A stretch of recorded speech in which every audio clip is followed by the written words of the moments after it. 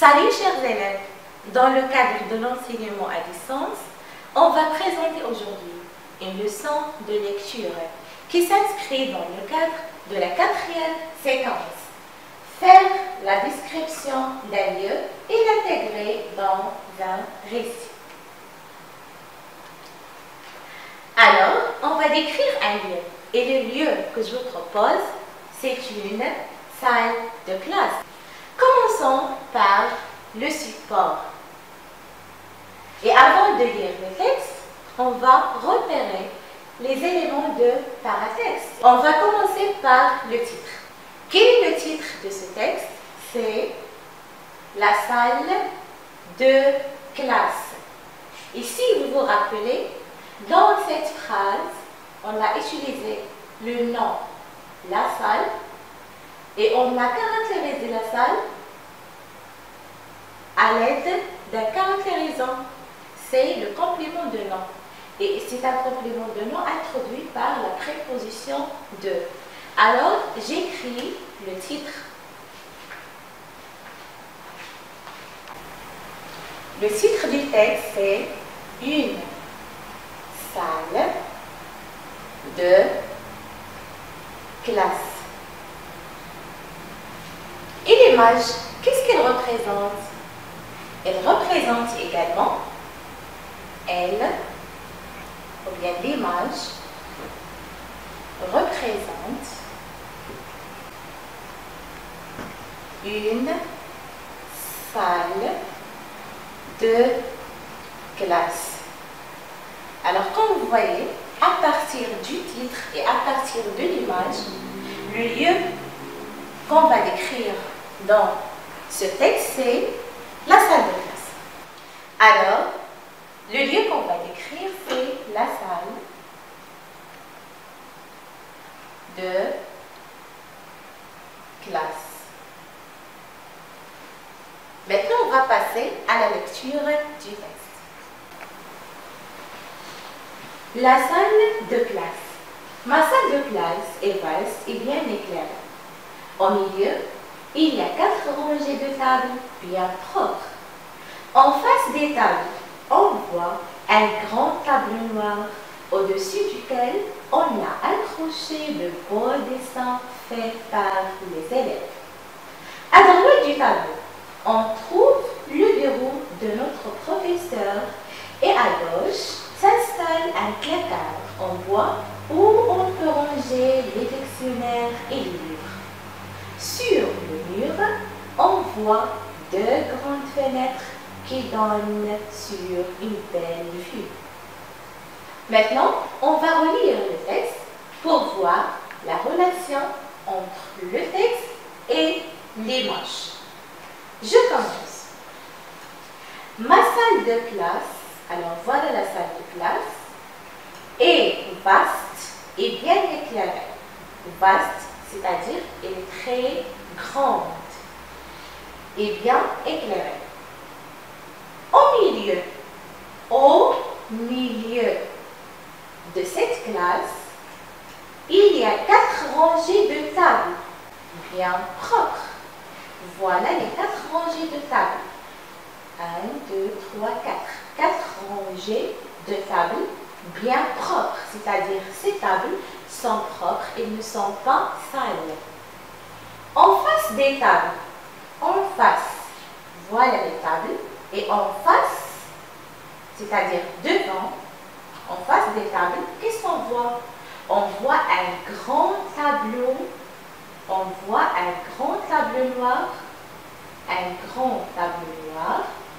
au-dessus duquel, c'est-à-dire au-dessus de ce tableau, on a accroché de beaux dessins. Voilà les dessins, 3 dessins. On a accroché des beaux dessins faits par les élèves. C'est-à-dire, ce sont les élèves qui ont fait ces dessins. À droite du tableau, voilà le tableau. À droite du tableau, on trouve le bureau de notre professeur. Le bureau de notre professeur. Et à gauche du tableau, s'installe un placard. Voilà le placard. S'installe un placard en bois où on peut ranger les dictionnaires et les livres. Sur le mur, voici le mur. Sur le mur, on voit deux grandes fenêtres. Deux grandes fenêtres qui donnent sur une belle vue. Passons maintenant aux questions. Pour la première question, quel est le lieu décrit dans ce texte? Alors, comme on a dit, quel est le lieu décrit? Le lieu décrit, c'est la salle de classe. Deuxième question. Où se trouvent les tables? Qu'est-ce qu'on voit en face des tables? Où on a accroché les dessins? Où se trouve le bureau et le placard? Combien y a-t-il de fenêtres dans cette salle et où se place-t-elle?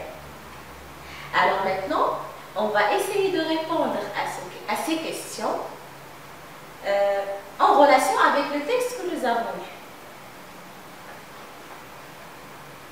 Commençons par la première. Où se trouvent les tables? Alors, ma salle de classe est assez bien éclairée. Au milieu, il y a 4 rangées de tables. Alors, où se trouvent les tables? Elles se trouvent au milieu. Alors, j'écris. Commençons par les tables. Où se trouvent-elles? Nous avons dit qu'elles se trouvent au milieu. Au milieu. Alors, on a précisé le lieu des tables en utilisant un localisateur ou bien un indicateur de lieu. D'accord? Alors, au milieu, c'est un localisateur ou bien un indicateur de lieu. On passe à la deuxième question. Qu'est-ce qu'on voit en face des tables? Voilà les tables. Qu'est-ce qu'on voit en face? En face des tables, on voit un grand tableau noir. On écrit la réponse. Le tableau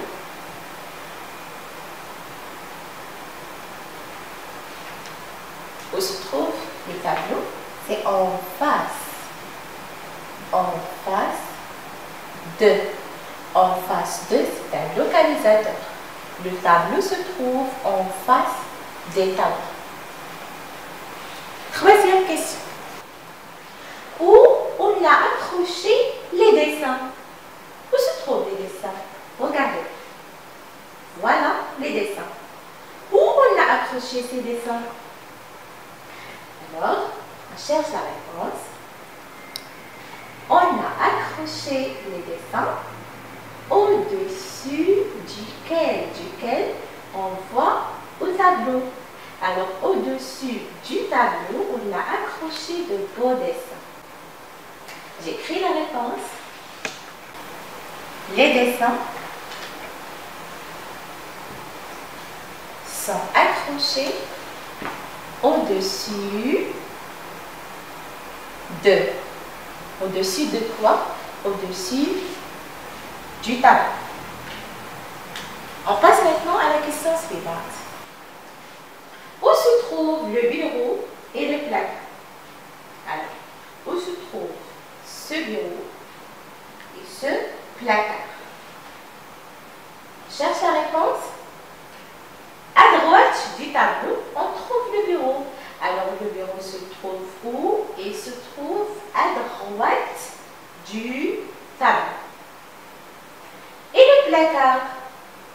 Le placard s'installe à gauche du tableau. Et à gauche, s'installe un placard? Alors, la réponse est la suivante. À droite du tableau, on trouve le bureau et à gauche du tableau, on trouve le placard. On écrit la réponse. Le bureau se trouve à droite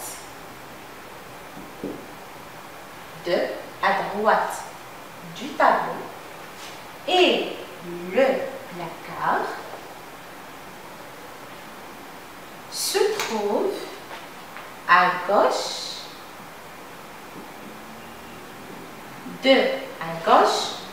du tableau. Faites attention, lorsqu'on dit du, alors du égale 2 plus le. Alors à gauche de le tableau, à gauche du tableau. On passe à la question suivante. Alors pour la dernière question, combien y a-t-il de fenêtres dans cette salle? Et où se place-t-elle? Sur le mur, on voit deux grandes fenêtres. Alors, il y a combien de fenêtres dans cette classe? Il y a 2 grandes fenêtres. Et où se trouve-t-elle? Elle se trouve sur le mur. Sur le mur. On écrit la réponse.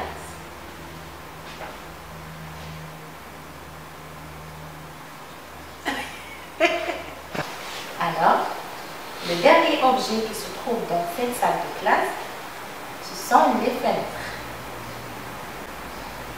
Les fenêtres. Et où se trouve-t-elle? Elle se trouve sur le mur. Sur le mur.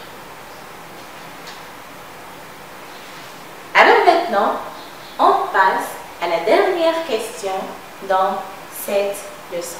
Alors, la dernière question est la suivante. Quels sont les caractérisants que nous avons utilisés pour décrire la salle de classe et les objets?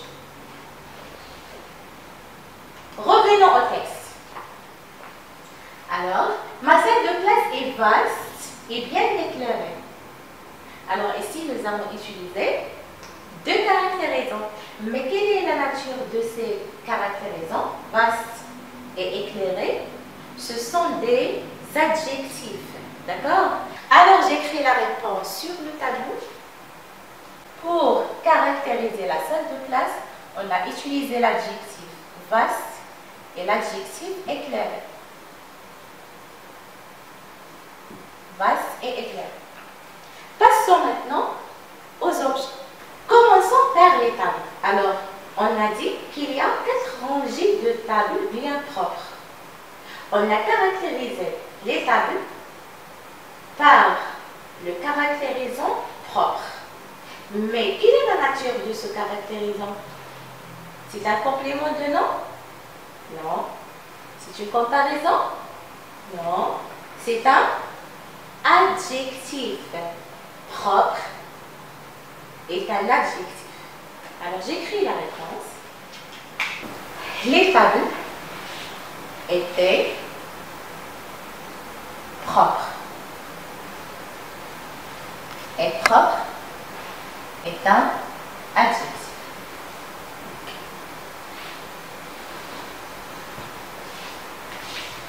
Passons maintenant au tableau.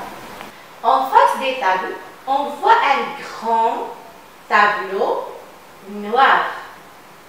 Alors, on a caractérisé le tableau à l'aide de 2 caractérisants. Un caractérisant avant le tableau et l'autre après le tableau. Mais comment appelle-t-on ces caractérisants? Ce sont des adjectifs également. On écrit la réponse. Le tableau était grand et noir.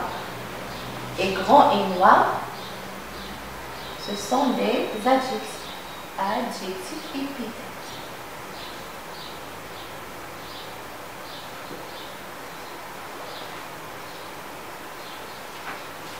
Maintenant, on va voir comment on a caractérisé les dessins. On a accroché de beaux dessins. Alors, on a caractérisé les dessins en utilisant l'adjectif beau. Les dessins étaient beaux. Et beau, c'est un adjectif.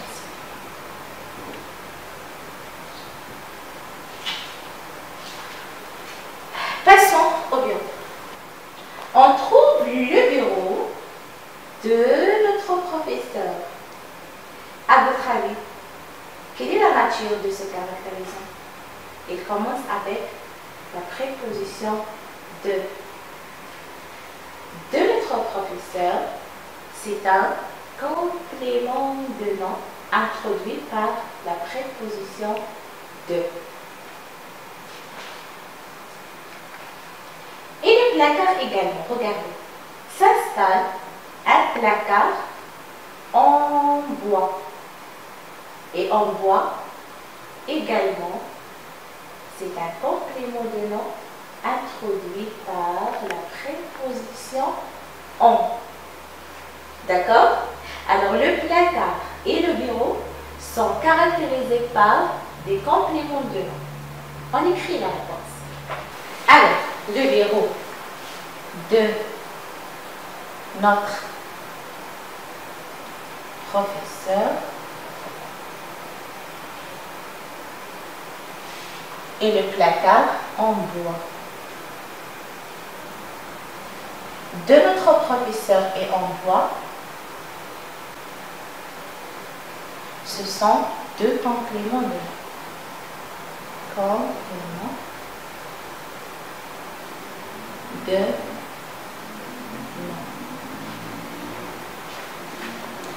Il nous reste les fenêtres. Sur le mur, on voit deux grandes fenêtres. Alors, voilà le mot fenêtre. Il est caractérisé par l'adjectif grande. Et grande, c'est un adjectif épithète. Deux grandes fenêtres. Alors, les fenêtres étaient grandes. Grande est un adjectif.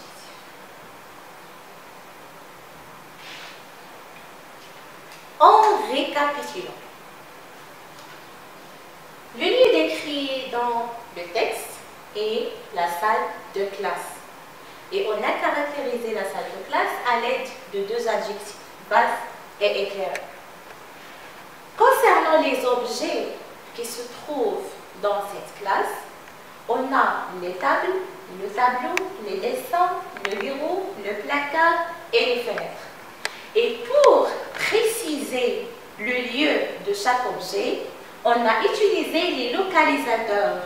Et on peut dire localisateur et indicateur de lieu. Quels sont les localisateurs que nous avons utilisés? Au milieu, en face de, au-dessus de, à droite de, à gauche de et sur. Et pour caractériser la salle et les objets, on a employé des caractérisants propre, grande, noir, beau, qui sont des adjectifs. Et de notre professeur et en bois, ce sont des compléments de nom. Le premier est introduit par la préposition de et le deuxième est introduit par la préposition en. La caractérisation utilisée, c'est grande. Et grande, c'est un adjectif. Alors, en général, pour décrire un lieu, je dois utiliser des localisateurs et des caractérisants. Chers élèves, j'espère que cette leçon était bien assimilée. Et pour t'assurer de la compréhension de ce texte, je te conseille de faire la même chose avec ta chambre. Essaye de la décrire en utilisant les localisateurs et les caractérisants. Et je te souhaite bon courage.